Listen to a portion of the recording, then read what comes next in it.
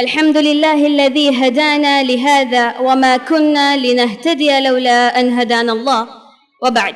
أعوذ بالله السميع العليم من الشيطان الرجيم. بسم الله الرحمن الرحيم.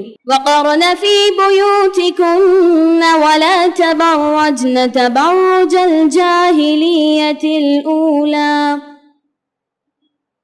صدر عالی وقار، مہمانان عظام، ذی قدر معلمین و معلمات، معزز سامعین و سامعات، بزم سعید میں موضوع سخن ہے نزاع کی حالت میں یہ تہذیب جواں مرگ.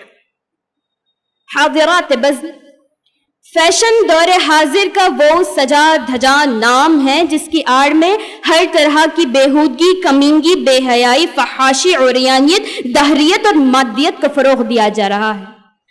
فیشن پرستی کے اسی طوفان بلا خیز میں آج کی نوجوان نسل اپنے تابناک ماضی کو فراموش کر کے حسن پرستی، غیروں کی نقالی اور اپنے زندہ و تابندہ دینی روایات و تہذیب کی دھجیاں اڑاتی نظر آتی ہے. اس کے اندر مذہب سے بیگانگی اور شریعت کی پابندی سے علانیہ بغاوت ٹپکتی ہے. ان کا دل و دماغ مغربیت کے بہاؤ میں بہہ چکا ہے. بھلے ہی ان کی زبانوں پر محاسن اسلام ہو، لیکن ان کا جسم مکمل طور پر مغربیت کی زد میں ہے. بقول علامہ اقبال، خرد نے کہہ بھی دیا لا الہ تو کیا حاصل، دل و نگاہ مسلمان نہیں تو کچھ بھی نہیں. آج بنت ہوا اپنے کپڑوں کی ایسی تراش خراش کرتی ہے کہ شرم و حیا سر پیٹ کے رہ جائے. جس لباس کو خالق کون و مکان سطر چھپانے کا ذریعہ بنایا تھا، آج اسے زینت و زیبائش و نظارہ حسن کا ذریعہ بنا لیا گیا. اے خاتون جنت کی کنیزوں، کہ تمہیں معلوم نہیں کہ لباس وہ نعمت ہے جس کا ذکر اللہ رب العالمین نے قرآن مجید میں فرمایا. سورۃ الاعراف میں اللہ رب العالمین کا ارشاد ہے، یا بنی آدم قد انزلنا علیکم لباسا یواری سوآتکم وریشا ولباس التقوی ذلک خیر ذلک من عند اللہ لعلہم یذکرون. یعنی لباس وہ نعمت ہے جو بارگاہ ربانی سے خصوصی طور پر اولاد آدم کے لیے نازل کیا گیا، جس کا مقصد قابل شرم حصوں کو چھپانا اور زینت و خوشنمائی کا باعث ہونا ہے، نہ کہ اپنے حسن کو چھلکانا.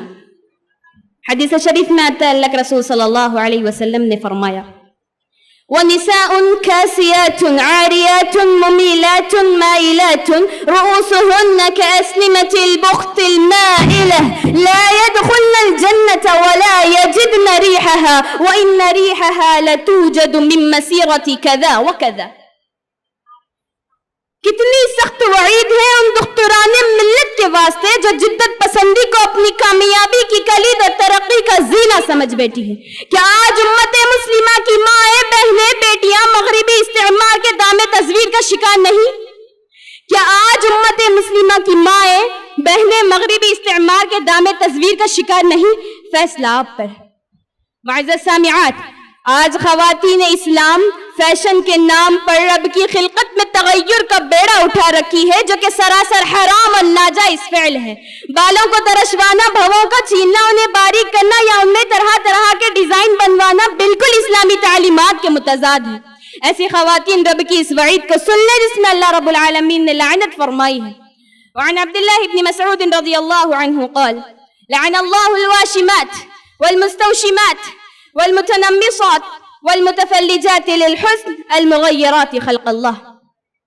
عبداللہ بن مسعود رضی اللہ عنہ فرماتے ہیں، ٹیٹو بنانے والی، ٹیٹو بنوانے والی عورتیں، منہ پر سے بال نچوانے والی عورتیں، افزائش حسن کے لیے اپنے دانتوں کو ریتی سے رتوانے والی عورتیں، ان سب پر کہ جو رب کی خلقت میں تغیر کرتی ہیں اللہ نے لعنت فرمائی.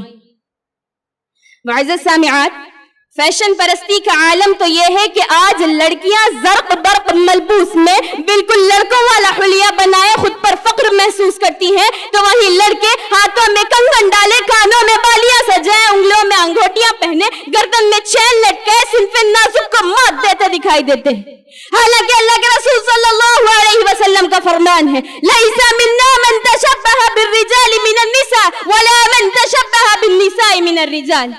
اسی طرح آج خواتین ملت بازاروں کی زینت بنتی جا رہی ہے اور دور جاہلی کی افزائش کو مات دے چکی ہے، جبکہ قرآن بانگ دہل یہ اعلان کرتا ہے وَقَرْنَ فِي بُيُوتِكُنَّ وَلَا تَبَرَّجْنَ تَبَرُّجَ الْجَاهِلِيَّةِ الْأُولَىٰ۔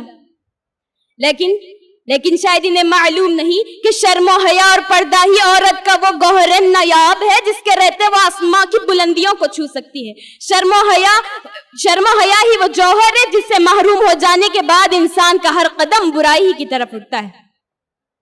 میری پیاری بہنوں، سوچنے کا مقام ہے، کیا وہ عورت کبھی کامیاب ہو سکتی ہے جس پہ اللہ کی لعنت ہو، اس کے رسول کی لعنت ہو، فرشتوں کی لعنت ہو، حتیٰ کہ زمین و آسمان کی مخلوقات کی لعنت ہو؟ کیا وہ عورت حسن حسین جیسی صالح اولاد، طارق بن زیاد جیسا مرد مجاہد اور سلطان صلاح الدین ایوبی جیسا شیر دل انسان جنم دے سکتی ہے؟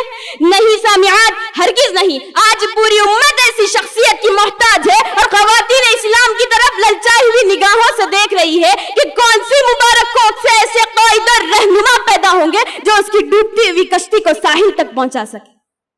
لہذا آج ضرورت اس بات کی ہے کہ ہم اپنے مستقبل کو ماضی کی طرح روشن کریں۔ بقول شاعر، نہ ہو ماحول سے مایوس دنیا خود بنا اپنی، نہ ہو ماحول سے مایوس دنیا خود بنا اپنی، دلوں میں حوصلہ اور حوصلوں میں جان پیدا کر، ضرورت ہے ماضی کی طرح روشن ہو مستقبل، کوئی بوزر، کوئی خالد، کوئی سلمان پیدا کر۔ دعا ہے اللہ رب العزت ہم تمام کو مغرب کی اندھی تقلید سے محفوظ رکھے اور محمد صلی اللہ علیہ وسلم کی پیروی کرنے کی توفیق عطا فرمائے، آمین۔ وما علینا الا البلاغ المبین، سبحان ربک رب العزت عما یصفون وسلام علی المرسلین والحمد للہ رب العالمین۔